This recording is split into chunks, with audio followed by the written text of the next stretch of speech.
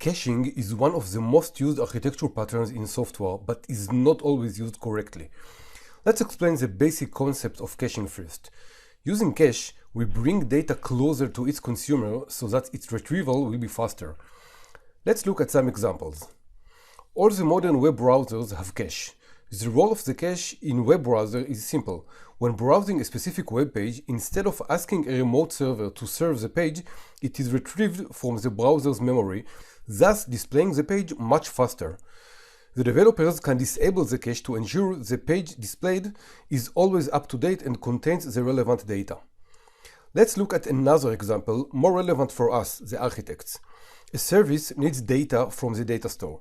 Let's assume the data store is a relational database like SQL Server. Naturally, the service has code in its data access layer to access the database and issue SQL statements to retrieve the data. The retrieval operation can take some time. The database has to compile the SQL statement, retrieve the data, then the code will need to serialize the data to objects the code can work with. All this might take time. Add to that the fact that the database might be physically located far from the code, and we do have an inefficient process. To avoid this delay, we can use cache. The cache is another layer, usually sits between the data store and the business logic layer, that stores data in a way that makes it very easy and fast to retrieve. Cache engines usually store data in memory, thus making the retrieval extremely fast. Some engines, such as Redis, save the data to disk periodically, but still, retrieving the data is done against a memory storage. Cache engines offer some trade-off when compared to more traditional databases. The following table summarizes this trade-off. As you can see, cache trades reliability for performance. Data stored in memory is more volatile and will be lost in case of a server crash. On the other hand, it is more performant compared to traditional databases.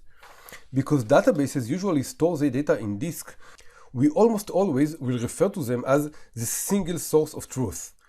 Meaning, the real original data is stored in the database, and if the data is missing from the cache, we will fall back to the database to retrieve it.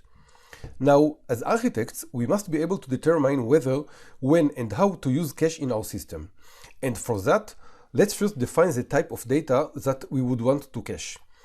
The rule of thumb goes like this. Cache should hold data that is frequently accessed and rarely modified. The reasoning behind this rule is simple. If data is frequently accessed, we would like to make it fast and easy to retrieve, so that the user experience will be optimized and there will be minimal load on the system. By placing the data in the cache, we get just that. The retrieval process is very lightweight since the data is in memory and no I/O operation required, and as a result, it's also very fast, making the user experience optimized. On the other hand, the data should rarely be modified. The reason for that is this. One of the greatest challenges with cache is keeping it in sync with the data store, which is our single source of truth. If the data store and the cache are not synchronized and contain different data, it can lead to data corruption and bad user experience.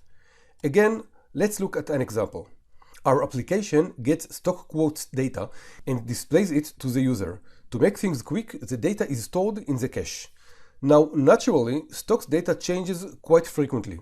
Let's assume the data changes each second. Most of the users work with the stock quotes data right in front of them, so they can see the numbers change in real time. This complies to the frequent accessed part of our rule. Now, what happens when the data is changed, which happens each second, remember? Let's assume the system complies with the architectural pattern we discussed previously, which means we have 3 servers with load balancer in front of them. Note that every server has its own cache. Let's assume the servers expose the API to update the stock quote.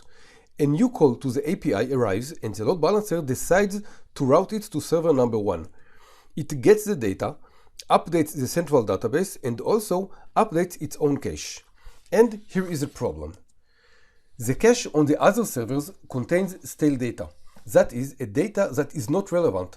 The other caches were not updated as a result of the API call. So now 2 servers hold data that is not up to date and not relevant.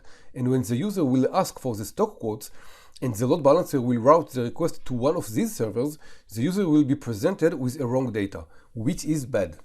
So what can be done? To understand the various solutions, let's categorize the various types of cache. In general, we can say there are two types of cache: in-memory in-process cache and distributed cache. In-memory in-process is a cache implementation that is part of the service's code.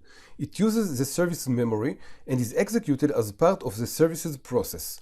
Almost all the development languages have libraries for in-memory in-process cache, and actually, for simple implementations, you can use static concurrent collection and call it a day. As you can probably guess, in-memory cache excels in performance since accessing it is as simple as calling a class in the code which gets data from the process memory. On the other hand, it is limited in size, since it can hold data as big as a process memory, which is usually a few gigabytes. Distributed cache is a completely different beast. It's a separate product that holds the cached data in a separate process and provides easy interface for accessing the data. The best part of the distributed cache is that it's, well, distributed. That means that the cache storage is distributed across servers, and that gives the distributed cache the ability to store very large data. In fact, the cache size is limited only by the combined memory size of all the servers the distributed cache is installed on. Distributed cache engines are usually installed as services on the servers they are on, and each service is called node. What's nice with distributed cache engines is that the nodes are synchronized internally, and it's the responsibility of the cache mechanism to make sure all the nodes are familiar with new data. So in this case, when a specific server updates the cache, it's immediately distributed to the other nodes, allowing all other servers to be in sync and have the same data. So what is the downside of distributed cache? The answer is performance. While with in-memory in-process cache, the performance is blazing fast because the cache executes in the same process and uses the same code, with distributed cache we don't have this advantage. The cache runs on a different process, and sometimes it even runs on different server, which adds network hops to the retrieval process. In addition, most of the distributed cache engines allow storing only primitive types, strings, numbers, etc., while the in-memory in-process cache can store anything. This gives us another performance gain, since there is no need to serialize and deserialize the data. And now let's go back to our rule. Cache should hold data that is frequently accessed and rarely modified. We left in the middle of the rarely modified discussion. If the data is frequently modified, as is the case with stock quotes, and we are using in-memory in-process cache, we will have to develop some mechanism to sync between the data in the database and each and every in-memory cache. This mechanism will hammer the database constantly, and we will lose one of the advantages of cache, reduced load from the system. On the other hand, if we will be using distributed cache, we will probably be fine. The updated data will immediately sync between all the nodes, and the servers will access the fresh data. So we explored in-memory in-process cache versus distributed cache. Let's summarize it all in the following table, which will help you decide what kind of cache you need to use. So, use distributed cache if you need distribution among servers, failover capabilities, and large cache storage.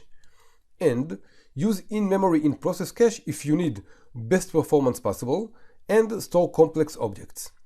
In addition, using distributed cache requires some training and setup, whereas in-memory in-process cache is as simple as using a class.